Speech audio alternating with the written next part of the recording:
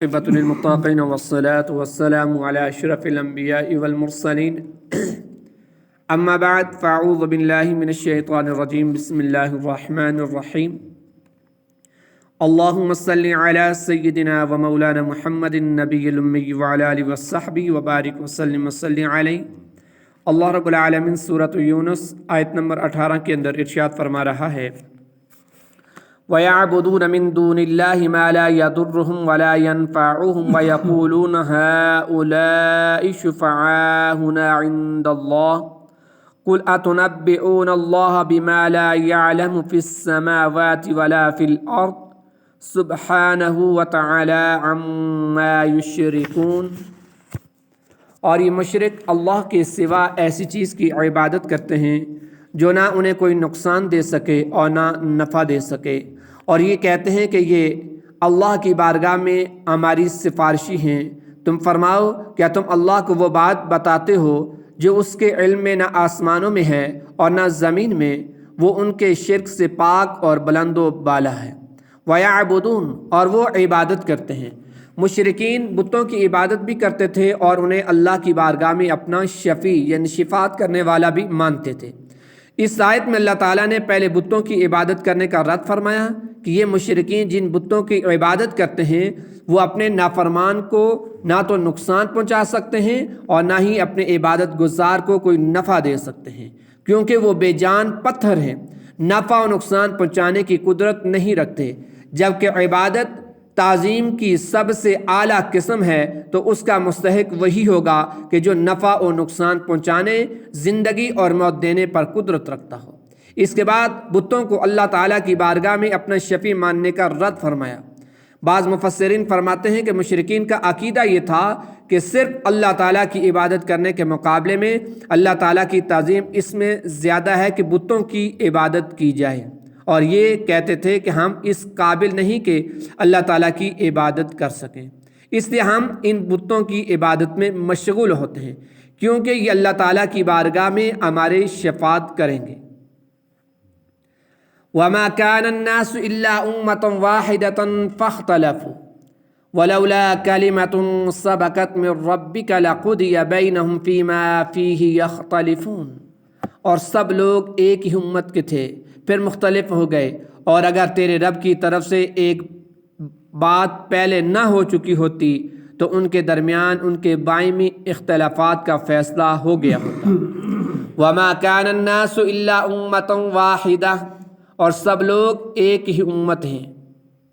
یعنی سب لوگ ایک دین اسلام پر تھے، جیسا کہ حضرت آدم علیہ السلام کے زمانے میں قابیل نے حابیل کو قتل کرنے کے وقت تک حضرت آدم علیہ السلام اور ان کی ذریت ایک ہی دین پر تھے، ان کے بعد دین میں اختلاف ہوا۔ اور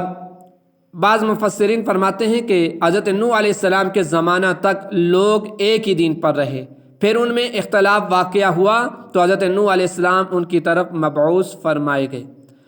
اور حضرت ابراہیم علیہ السلام کے زمانے سے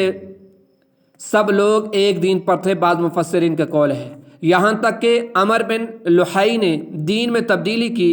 اس قول کے مطابق الناس سے مراد خاص عرب ہوں گے۔ بعض علماء نے کہا کہ معنی یہ ہے کہ لوگ پہلی مرتبہ پیدائش کے وقت فطرت سلیمہ پر تھے، پھر ان کے اندر اختلافات ہوئے، جیسے کہ حدیث مبارکہ میں ہے کہ ہر بچہ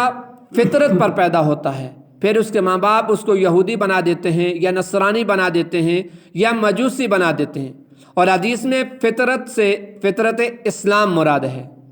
بظاہر پہلا قول ہی درست ہے۔ وَلَوْلَا كَلِمَةٌ سَبَقَتْ مِن رَّبِّكَ، اور اگر تیرے رب کی طرف سے ایک بات پہلے نہ ہو چکی ہوتی۔ ارشاد فرمایا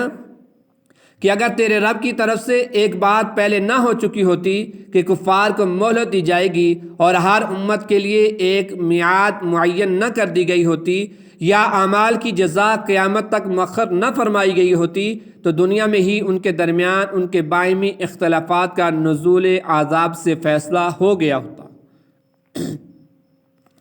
وَيَقُولُونَ لَوْلَا أُنزِلَ عَلَيْهِ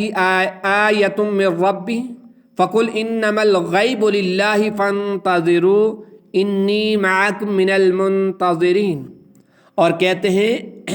اس نبی پر ان کے رب کی طرف سے کوئی نشانی کیوں نہیں اترتی؟ تم فرماؤ غیب تو صرف اللہ کے لیے ہے، تو تم انتظار کرو، بے شک میں بھی تمہارے ساتھ انتظار کر رہا ہوں۔ وَيَقُولُونَ، اور کہتے ہیں،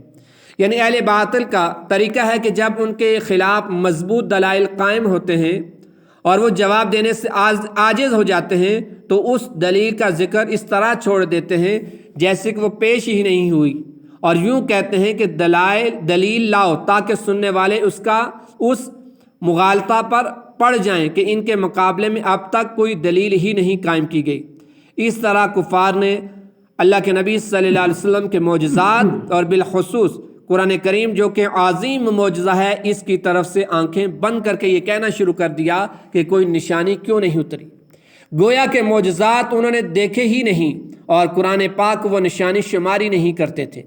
اللہ تعالیٰ نے اپنے رسول کریم صلی اللہ علیہ وسلم سے فرمایا کہ آپ اس سوال کے وقت فرما دیجئے کہ غیب تو اللہ تعالیٰ کے لیے ہے، اب راستہ دیکھو، میں بھی تمہارے ساتھ راہ دیکھ رہا ہوں۔ اس جواب کا خلاصہ یہ ہے کہ ولادت قاہرہ اس پر قائم ہے کہ تاجدار رسالت مآب صلی اللہ علیہ وسلم پر قرآن پاک کا نازل ہونا بہت ہی عظیم الشان معجزہ ہے، کیونکہ حضور اکرم صلی اللہ علیہ وسلم انہی لوگوں میں پیدا ہوئے، ان کے درمیان پلے بڑے۔ حضور اقدس صلی اللہ علیہ وسلم کے تمام زمانے ان کی آنکھوں کے سامنے گزرے، وہ خوب جانتے ہیں کہ آپ نے نہ کسی کتاب کا مطالعہ کیا، نہ کسی استاد کی شاگردی کی، یکبارگی قرآن کریم آپ پر ظاہر ہوا، اور ایسی بے مثال اعلیٰ ترین کتاب کا ایسی شان کے ساتھ نزول بغیر وحی کے ممکن ہی نہیں۔ یہ قرآن کریم کے معجزہ قاہرہ ہونے کی دلیل ہے، اور جب ایسی مضبوط دلیل قائم ہے تو اس بات نبوت کے لیے کسی دوسری نشانی کا طلب کرنا قطعاً غیر ضروری ہے۔ ایسی حالت میں اس نشانی کا نازل کرنا نہ کرنا اللہ تعالیٰ کی مشیت پر ہے، چاہے کرے چاہے نہ کرے، تو یہ امر غیب ہوا اور اس کے لیے انتظار لازم آیا کہ اللہ تعالیٰ کیا کرتا ہے۔ لیکن اللہ تعالیٰ یہ غیر ضروری نشانی جو کفار نے طلب کی ہے نازل فرمائے یا نہ فرمائے اس کی مرضی، لیکن بہرحال نبوت تو ثابت ہو چکی اور رسالت کا ثبوت قاہر معجزات سے اپنے کمال تک پہنچا۔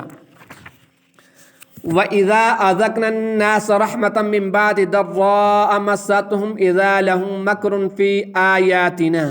قُلِ اللَّهُ أَسْرَعُ مَكْرًا إِنَّ رُسُلَنَا يَكْتُبُونَ مَا تَمْكُرُونَ،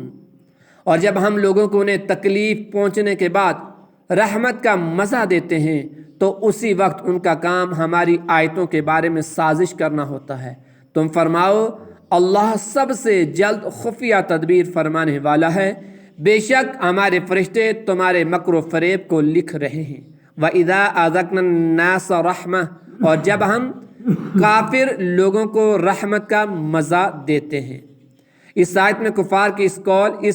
اس نبی پر ان کے رب کی طرف سے کوئی خاص قسم کی نشانی کیوں نہیں اتری کا ایک اور جواب دیا گیا۔ اس کا خلاصہ یہ ہے کہ اہل مکہ پر اللہ تعالیٰ نے قحط مسلط کیا، جس کی مصیبت میں وہ 7 برس گرفتار رہے، یہاں تک کہ ہلاکت کے قریب پہنچے۔ پھر اس نے رحم فرمایا، بارش ہوئی، زمینیں سرسبز ہوئیں، تو اگرچہ اس تکلیف و راحت دونوں میں قدرت کی نشانیاں تھی، اور تکلیف کے بعد راحت بڑی عظیم نعمت تھی اور اس پر شکر لازم تھا، مگر انہوں نے اس سے نصیحت حاصل نہ کی اور فساد و کفر کی طرف پلٹے۔